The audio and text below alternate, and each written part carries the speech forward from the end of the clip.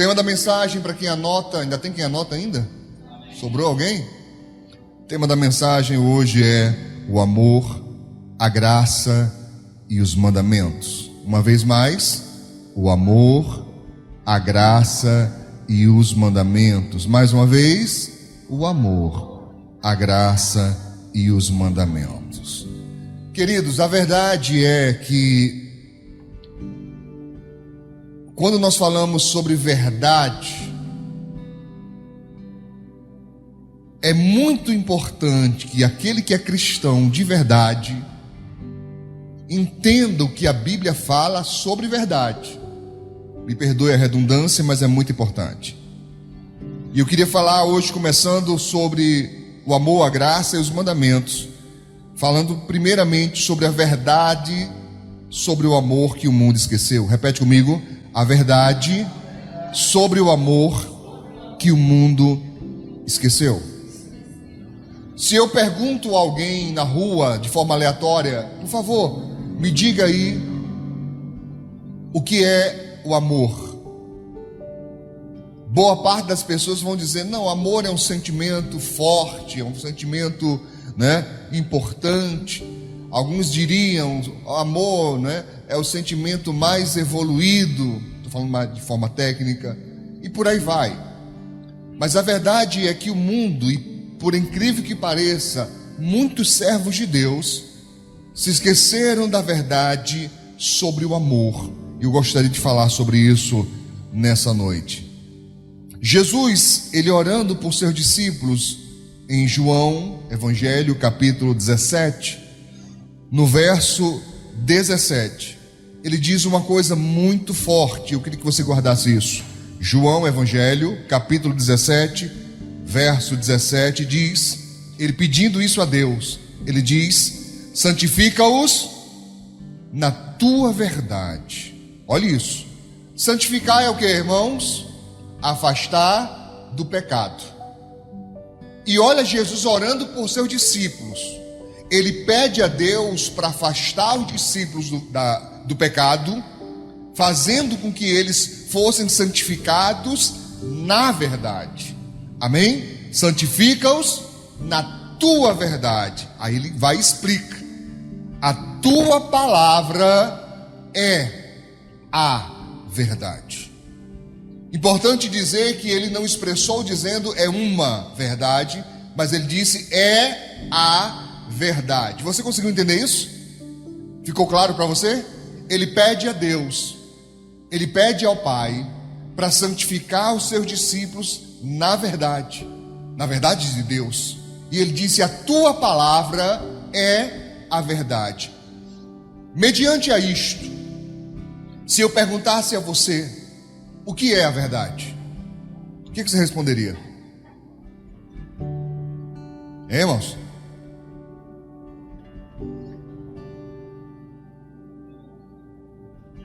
Igreja?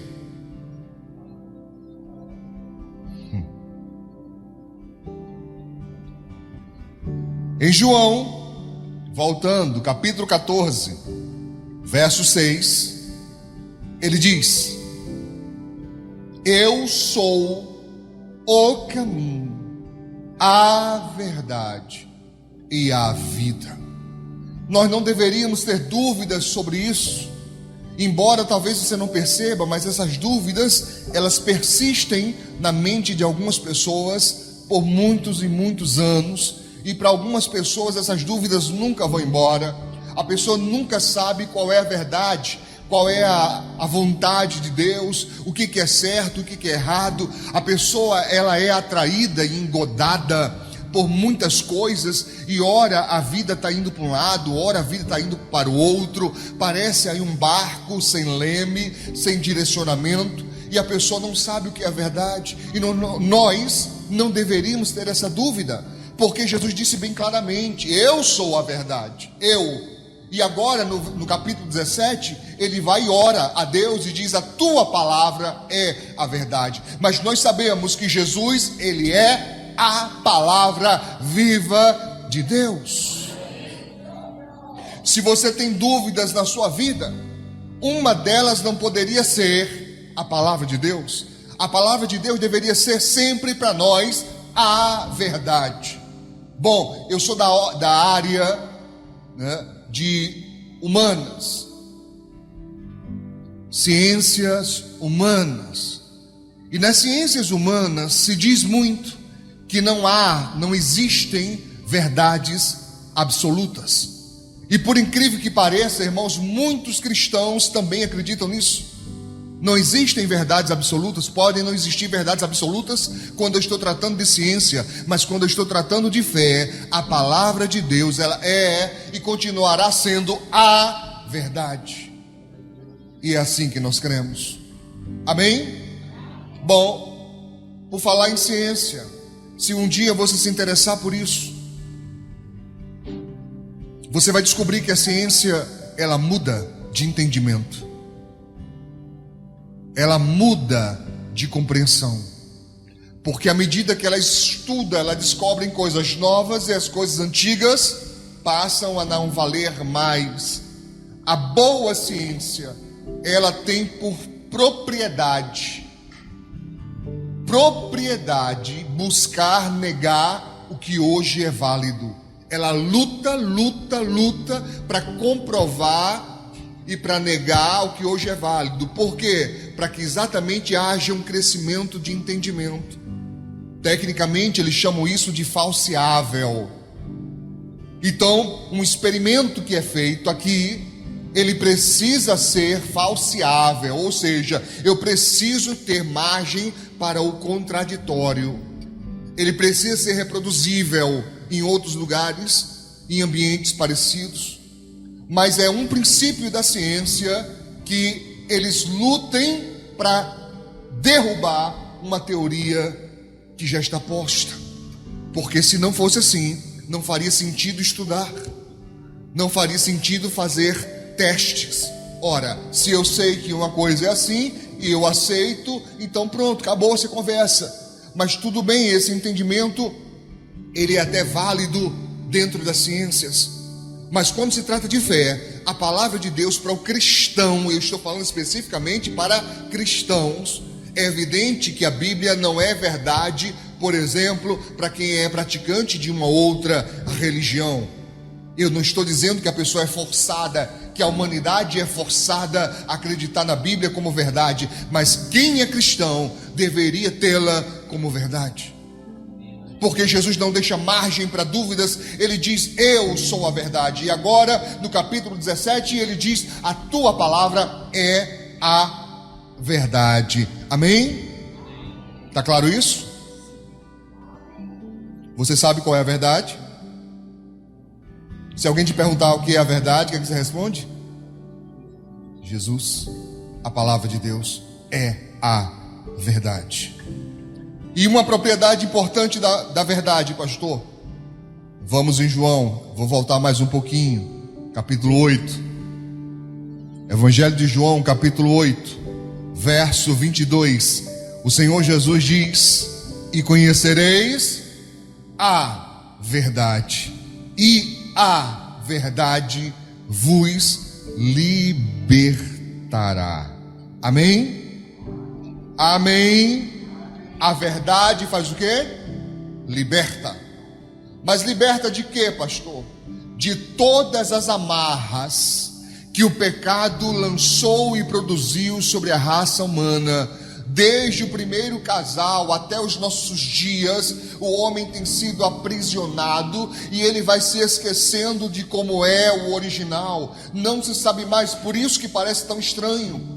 Acredite, irmãos, para algumas pessoas ouvir uma mensagem como esta que eu estou aqui ministrando é uma coisa estranhíssima, porque a pessoa não consegue ter noção do que nós estamos falando. Quando nós dizemos, olha, o homem se esqueceu de como é ser a original. O que eu quero dizer com isso? Eu não quero dizer quando você era bebê. Eu quero dizer quando Deus criou o homem perfeito em seus caminhos. Quando Deus criou homem e mulher, eles eram perfeitos, e Deus disse, vocês vão dominar a terra e vão sujeitá-las, vão submetê-las sobre a minha autoridade que eu estou emprestando a vocês. Foi dito isso ao homem e à mulher: vocês vão dominar a terra e vão submetê-la. Por que que o que Jesus fez nós chamamos de milagre? Por favor, pergunte ao seu irmão aí, para você, o que significa milagre? Essa palavra quer dizer o que? Milagre. O que é milagre? Hein, gente? O que nós consideramos milagre? O que significa essa palavra milagre? Geralmente nós classificamos como algo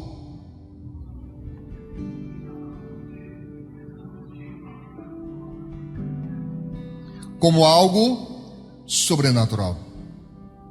Sobrenatural, que vai para além do natural, que vai para além do normal. Então, nós não consideramos normal um homem sair caminhando por cima das águas. Você sabe que o ser humano é fantástico. O que nós não conseguimos explicar, a gente dá um jeito. Existe piada sobre isso. Você conhece? Diz que Jesus estava andando, chamou Pedro, Pedro foi, Pedro pediu para ir, né? Jesus permitiu. Aí eles brincam dizendo que quando os outros quiseram sair do barco, era saindo e afundando, saindo e afundando. E Jesus disse para Pedro: Pedro, ensina aí o caminho das pedras, Pedro. Como se estivesse andando sobre pedras escondidas debaixo d'água. Claro que isso é uma brincadeira. Eu não gosto de brincadeiras com Jesus, mas é uma brincadeira, uma piada. Não havia pedras, não havia tábua, não havia areia, não havia nada, só havia água. E de fato ele andou sobre as águas, e não foram alguns passos. Jesus foi da praia até o meio do mar da Galileia, sabe onde eles estavam? Caminhando sobre as águas. Por que nós chamamos isso de milagre? Porque vai para além do natural. Mas se eu disser para você que não era para ser assim, milagre era para ser natural, amém? Era para ser normal, era para ser simplesmente a coisa comum, corriqueira, ordinária. Ordinária aqui significa que acontece todos os dias. Que a palavra também pode ser usada de maneira pejorativa, mas eu falo uma coisa cotidiana. Mas não, o homem perdeu isso e cada vez está ficando mais distante. Irmãos, é capaz de você ver um milagre, talvez gravado aí em algum evento, e você fica assim: será que não foi comprado? Será que não são atores contratados pela igreja para poder dizer que... Eu não duvido do ser humano, mas nós estamos duvidando até de milagres, irmãos, como se eles não pudessem acontecer. Então, a liberdade que a verdade produz é nos dar condições de poder olhar para a palavra de Deus e vê-la e tê-la e reconhecê-la como verdade. Amém? Isso está claro para você? Amém? O mundo esqueceu que o amor não é um sentimento. Repete comigo: amor não é um sentimento. Mais uma vez, o amor não é um sentimento. Por que temos dificuldade com isso? Porque para nós ele é um sentimento. Nós sentimos amor, mas o amor não é um sentimento. Repete comigo: Deus é amor. E Deus não é um sentimento. Se a Bíblia diz que Deus é amor, eu jamais poderia reduzir o eterno Deus a um sentimento. Ele é Deus. E o mundo esqueceu também de que além de que Deus é amor, porque a essência de Deus é amor, Ele também é um justo juiz. Amém? Você já encontrou pessoas que disseram: se Deus é bom, por que acontece tanta maldade no mundo? Quem sabe até mesmo você já pensou sobre isso. Por que Deus não faz nada? Por que existe tanta maldade, tanta fome, tanto desastre? Por que Deus não faz nada? E note que isso é uma tentativa de colocar culpa de tudo que há de errado no mundo em Deus. Mas Ele não nos entregou um mundo doente, Ele não nos entregou um mundo amaldiçoado, Ele não nos entregou um mundo caótico, Ele nos entregou um mundo perfeito. Mas o homem escolheu o mal. E até hoje colhe os frutos disso. Sim, estou falando de Adão e Eva, mas eu quero falar também sobre nós. Ainda hoje nós fazemos a mesma coisa. Nós temos a palavra de Deus para seguir. Nós temos a palavra de Deus para obedecer. Mas quantas e quantas vezes nós preferimos escolhas outras, senão a vontade de Deus? Quantas vezes, irmãos? E a gente acha que foi só Adão e Eva. Nós fazemos a mesma coisa, porque todas as vezes que nós desobedecemos a palavra de Deus, estamos nos igualando a Adão e Eva. Não tem diferença. Você já parou para pensar que o grande pecado deles foi o desejo pelo conhecimento do mal? Diz a palavra santa que eles olharam, ou Eva olhou e viu que a planta era desejável para dar conhecimento. Desejável, produz desejo. E desejaram conhecer o mal. Mas resguardadas as proporções, porque eles estavam em contato com Deus, eles estavam na eternidade. Por isso que o pecado é eterno, porque ele foi cometido na eternidade. Entende o que eu estou falando? Ele foi cometido na eternidade. O homem foi criado para ser eterno. Até então a morte não havia entrado no mundo. Você compreende isso, irmãos? Quando eu digo que o pecado foi cometido na eternidade, é porque o homem e a mulher, quando eu digo homem, falo raça humana, Adão e Eva, os dois, eles cometeram pecado. A morte não havia entrado nesse planeta. Não havia domínio do pecado, não havia nada disso que há hoje. Era tudo perfeito. E eles escolheram o mal. Mas não é muito diferente do que nós fazemos quando escolhemos o mal. E nos esquecemos de muita coisa. Você sabia que o amor não é bonzinho?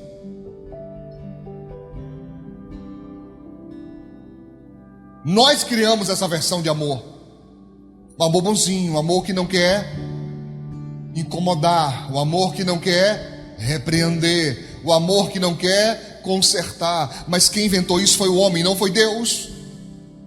Não entenda errado o amor de Deus. Ele continua nos amando. Mas não pense você que a palavra não irá se cumprir se nós não adequarmos a nossa vida aos padrões do reino. Haverá juízo. Acredite ou não, mas haverá juízo. E isso é uma coisa muito séria a se pensar, queridos. Porque a justiça humana, ela dá meios para que você apele. Se alguém é preso, se alguém é condenado e contrata um bom advogado, esse bom advogado vai entrar com, meios, ferramentas da justiça, para que aquela sentença ela seja de alguma forma modificada ou diminuída. Mas no juízo de Deus isso não vai haver não, queridos. O momento do arrependimento, o momento do recurso é agora. O momento dos argumentos é agora. É agora que nós temos que nos arrepender. É agora que nós temos que apelar ao nosso advogado fiel para interceder por nós, para nos perdoar os pecados, para nos perdoar as coisas erradas que nós praticamos. O momento é agora, não depois, porque a palavra é verdade, e essa palavra que é verdade, ela diz que depois da morte segue-se ao juízo. Morreu, meu querido, não tem mais como mudar nada. Vai aguardar o juízo de Deus. Pastor, nós que aceitamos Jesus, nós que nos esforçamos para viver longe do pecado, nós estaremos no juízo. Sim, nós estaremos no grande juízo. Nenhuma alma vai escapar. Todos nós estaremos de frente ao juiz para ouvir dele a sentença. Uns ouvirão: vinde, benditos do meu Pai, para o reino preparado desde a fundação do mundo. mas outros ouvirão: apartai-vos de mim, malditos, para o fogo eterno, preparado para o diabo e seus anjos. Isso é muito sério. E tem gente entendendo errado o amor. Você ouve aquela história de dizer que toda forma de amor é válida. Sim, toda forma de amor é válida entre duas pessoas que se permitem a isso. Tem todo tipo de amor. Não tem o amor de beliscar, não tem? Já viu pessoas que amam beliscando os outros? As bochechas dos outros? Não é? Não pode ver uma pessoa bonita, um bebezinho, na bochecha aperta. Não tem? Ou não tem, gente? Tem. Tem gente que pega um bebê assim, bem bonitinho, bem fofinho, e fala assim: ai, dá vontade de morder. Não, um amor meio doido, né? Um amor que morde, olha isso. Você nunca parou para prestar atenção nisso, não, irmãos? Não? Não tem isso, não? Tem. E tem gente que morde. Pega o braço do bebê, dá vontade de morder, de tão fofinho que é. Tem amor tudo que é jeito, amor bruto, né? Diz até o ditado: os brutos também amam. Olha, não tem? Tem um povo que gosta de levar chicotada, você já viu isso? Tem gente que só sente prazer se apanhar. Olha, aí pega, amarra o chicote, slap, no lombo. Aí a pessoa, ai, bate mais. Não tem, não? Tem. Entre eles dois, o que eles permitem, problema deles. Mas eu estou falando do reino. E no reino, o padrão é o da Bíblia. Aqui está a Constituição. Aqui estão as leis. Aqui está o manual. Tem que seguir. Não tem essa conversa de dizer: mas eu cresci assim, eu aprendi assim, foi assim que me ensinaram, é assim que eu vivo, porque eu nasci assim, vou morrer assim. Problema seu, escolha sua, tá? Se você quer, faça. Mas eu tenho que falar para você a verdade da palavra. Por exemplo, tá vendo essas crianças? Quantas vezes eu já disse: cuidado para você não amaldiçoar a sua criança, e você não presta atenção com isso. Me mostra o teu aí, Cássia. Tá aí ele, tá lá? Tá lá na escolinha. Um dia desse eu estava observando, sentado lá atrás, no dia do culto das mulheres, observando ele passando para lá e para cá. Bati os pés assim, de igreja, isso é brabo, viu? Porque anda pisando fundo. Criança às vezes é peralta, é trabalhosa. Criança às vezes é mal criada, é mal educada. Mas o que não se deve jamais é chamar uma criança de danada. Quantas vezes eu já expliquei isso? Quantas vezes eu já expliquei isso? Por favor, não precisa acreditar em mim não. Pegue o bendito dicionário, abra lá e procure a palavra danado. Veja o que significa. Procure lá, aproveite que você está procurando, coloca danado, danação. Esse menino só vive fazendo danação. Gente, danação significa ação do inferno, gente. Danado significa alguém condenado ao inferno, gente. Mas você prefere a sua cultura, o que você aprendeu com seus antepassados, do que com a Bíblia. Como é que ela é verdade para você? Se você tenta adaptá-la à sua cultura. Você não entendeu o que nós fazemos na igreja? Eu vou te explicar. Na igreja nós temos bênção, sim ou não? Sim. O Senhor Deus nos prospera, sim. Ele nos abençoa, Ele abre portas, Ele cura, Ele salva, batiza com o Espírito Santo e muito mais. Mas a igreja não foi fundada para isso. A igreja foi fundada para nos ensinar a cultura do reino de Deus. Por isso que se Deus fizer, Ele é Deus. E se Ele não fizer, continua sendo Deus. Porque essas outras coisas a Bíblia chama de sinais. Sinais. É só para a gente sinalizar de que a coisa é verdade. Fizeram disso a regra. Nós fizemos disso a regra, irmãos. Nós nem falamos mais de salvação. Nós fazemos culto da cura, culto da libertação, culto da bênção. E eu não estou dizendo que Deus não faz, Deus faz. E eu não estou dizendo que não deva ter movimentos, cultos da ação do poder de Deus. Deve ter. Mas focamos nisso e só. E a cultura do reino, pastor, e a verdade? Não se sabe. Não se sabe. Eu fiquei pasmo em conversar com o pastor. Eu percebi que ele não entendia quase nada de Bíblia. Quase nada. Ele sabia versículos ligados a propósitos, a campanhas. Mas fora disso, quase nada. Eu falei, gente, o que é isso? Que geração é essa? Que não obedece, que não teme, não tem temor nenhum da palavra. Então, não importa se a criança ela é agitada, você jamais chamará a criança de danada. Por quê, pastor? Porque é maldição e é proibido a nós amaldiçoar.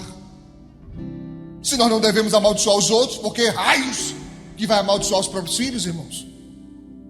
A Bíblia manda abençoá-los.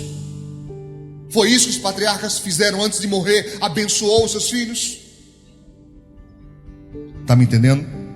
Sim?